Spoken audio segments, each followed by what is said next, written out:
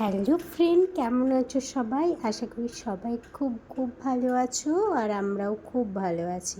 তো চলো, আমি এসেছি বাড়ি, আর বাড়ি এলে আমি স্বচ্ছ ভারত অভিযানে লেগে যাই।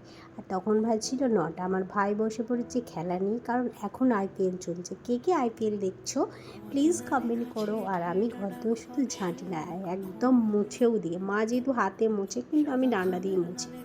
আর মা এখানে রেডি করছিল রান্নার জোগাড়। এখানে মাছগুলো ফ্রিজে ছিল, বের করে নিয়ে শাক তরকারি সব রেডি করছিল। আর এদিকে মিলি সোনা, ও সোনা, এটা আমাদের মিলি সোনা। দেখো মাসি এসেছে, সেই জন্য মিলি সোনা এরকম করছে।